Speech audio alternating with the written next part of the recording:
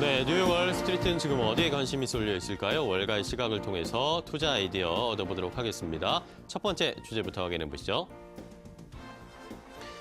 자, 트럼프 대통령 지난 주말 사이에 또 여러 가지 이야기를 했습니다. 미국과 북한의 정상회담을 일단은 결렬시키고 중지시키고 미국으로 돌아가서 또다시 여러 가지 이야기를 하는 모습이었는데 뭐 어려운 상황도 있고 본인이 그것을 돌파해 나가려는 여러 가지 움직임도 함께 좀 확인이 되고 있습니다.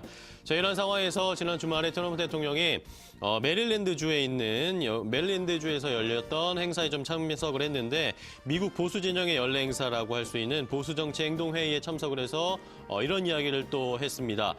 나는 강한 달러를 원한다. 그런데 우리나라의 좋은 달러를 원한다라고 하면서 달러가 너무 강해서 다른 나라와의 사업이나 그들의 사업을 막는 것을 원하지 않는다 하면서 다시 한번 달러 강세가 이어지면 본인은 원하지 않는다라는 이야기를 언급을 했습니다. 자, 이러면서 연준에 대한 이야기를 또 언급했는데 뭐 여기 사진에 나와 있는 파웰 의장을 다시 한번 좀 비판하는 모습이었습니다. 연준에는 금리를 인상하는 것을 좋아하는 양반이 있는 것 같다. 뭐 젠틀맨이라고 표현을 했는데 양적 긴축을 사랑하는 매우 강한 달러를 좋아하는 그런 젠틀맨이 있다. 파웰 의장을 노리면서 이야기를 한 것이겠죠. 자, 이러면서 기본적으로 인플레이션은 없다라는 인상 다시 한번 심어줬고 지금같이 미국 경기가 좋았던 때가 어디 있느냐라고 하면서 다시 한번 미국 경제가 강하다라는 것을 트럼프 대통령은 주장하는 모습이었는데 자, 이렇게 제롬 파월 연준 의장을 비판했던 것이 뭐 한두 번이 아니었죠. 지난 연말에 이런 트윗을 남기면서 다시 한번 연준을 비판하는 모습이 있었는데 그 뒤로 조금 잠잠했나 싶었습니다. 그런데 이제 거의 다시 2달 만에 다시 연준에 대한 압박을 가하면서 금리 인상이라든지 강달러에 대한 이야기를 다시 한번 비판하는 모습이었고요. 트럼프 대통령이 이것만 언급한 것이 아니었습니다. 뭐 중국과의 무역 협상에 관련된 이야기도 하고 있었는데 시진핑 국가주석과의 정상회담 이번 달에 아마 있을 것으로 예상이 되는데 두 정상이 서명할 무역 합의 최종안을 백악관에서 준비하고 있다. 그리고 트럼프 대통령은 이 중국과의 무역 협상 우리가 쉽게 이길 수 있을 것이다라고 하면서 다시 한번 강한 자신감을 나타내는 트럼프 대통령의 이야기까지 함께 확인을 해봤습니다. 자, 다음 이렇게 말씀드렸던 것처럼 미국과 중국의 무역 협상이 잘 진행되고 있는 것 같은데 역시 미국 쪽에서는 여전히 이 중국의 압박을 가하고 있습니다. 화웨이의 소식을 좀 확인을 해봐야 되겠는데 캐나다 법무부가요. 캐나다는 신병인도법과 국제조약 그리고 캐나다 헌법에 따라서 움직인다라고 언급을 하면서 캐나다 법무부는 공식적으로 이 화웨이 멍안저우의 신병인도 절차를 착수하도록 허가했다라는 소식이 전해졌습니다. 대이란 제재 위반 혐의로 미국 검찰이 기소했던 이 멍안저우 CFO는요. 범죄인 인도 심리를 위해서 오는 6일에 캐나다 법원에 출석하라는 명령을 통보받았는데 멍 CFO는 지난해 연말에 캐나다에서 체포가 됐죠. 그런 다음에 보석으로 풀려난 상황이긴 했지만 신병 인도 절차가 진행되는 동안에는 가택연금 조치가 계속 이어지고 있는 상황이었습니다.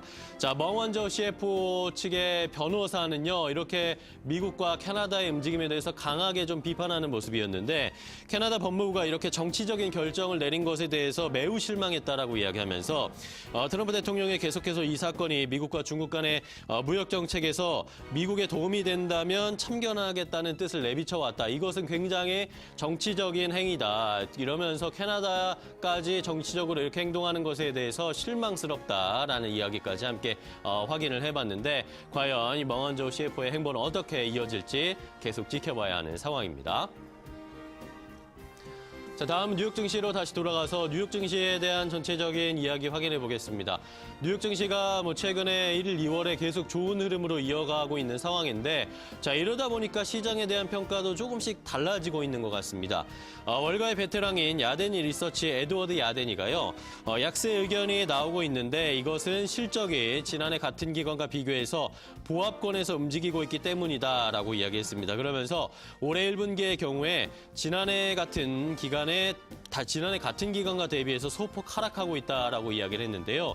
야데니 대표는 이러면서 이것을 넘어서 현재 경제는 실적 성장과 함께 성장하고 있는 것이다. 작년 그 전해와 비교해서 실적이 보합권인 수준이지 그렇다고 이것이 뭐 축소하거나 시장이 위축되고 있다라는 표시는 아니다라고 해석을 하는 모습이었습니다. 이러면서 지난해 실적이 아주 좋았던 것을 고려를 했을 때 현재 실적의 둔화는 굉장히 일시적인 요인에 그치는 것이고 경기 침체나 리세션, 어닝 리세션은 없을 것이다라고 이야기를 했습니다. 그러니까 올해 경기 침체가 나타나지 않을 것이다라고 야데니 대표는 예상을 하고 있는 것이었습니다. 이러면서 현재 10년물 채권 금리가 3% 이하에서 움직이고 있는데 이것은 증시에 굉장히 적절한 수준이다라고 평가를 했고요. 작년 실적이 25%나 늘어나면서 지나치게 펀더멘털이 좋은 상황이었다. 그렇기 때문에 현재 시장 상황이 그렇게 나쁜 것이 아니다라고 평가를 해봤을 때 올해 시장의 뭐 급락이라든지 아니면은 경기 침체가 찾아올 것은 아니다라고 예상하는 야데니의 평가까지 확인해봤습니다. 야데니뿐만 아니라 이런 평가를 하는 전문가들이 속속들이 좀 많아지고 있는 상황이어서 이런 시장의 흐름 잘 체크해 보셔야 하겠습니다. 자, 마지막으로 살펴볼 이야기는 리프트의 IPO와 관련된 이야기를 해보겠습니다. 우버와 더불어서 미국 시장 그리고 전 세계 시장에서 강하게 그 넘버 2로 불리고 있는 자동차 공유 업체 리프트입니다. 자, 그런데 이 리프트가 이제 IPO와 관련된 서류를 공개를 하면서 올해 3월, 그러니까 이번 달에는 아마 상장 절차가 이루어질 것이다라는 외신들의 보도가 이어지고 있습니다.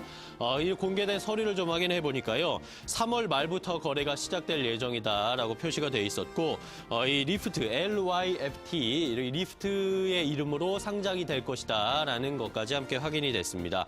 나스닥에서 아마 거래가 될 것으로 예상이 되는데요. 지난 2012년에 이 리프트가 시작이 됐습니다. 우버보다 굉장히 작은 규모로 후발주자로 시작을 했는데 이제 우버보다 앞서서 IPO, 상장이 될 것으로 예상이 되고 있고요. 우버의 규모를 곧 추월할 것으로 역시 시장에선 예상을 하고 있습니다. 서류에서는 리프트는 지난 2016년 12월 미국 시장 내 점유율이 22%에 불과를 했는데 현재는 39%까지 이 차량 공유업체 점유율을 차지하고 있는 상황이어서 우버를 위협하고 있는 상황이고요. 리프트는 지난해 2017년 10억 6천만 달러보다 증가한 21억 6천만 달러의 매출을 기록을 했습니다. 매출 성장세가 굉장히 가파른 상황이고 다만 순손실을 기록하고 있는 것이 약간은 부담스럽습니다.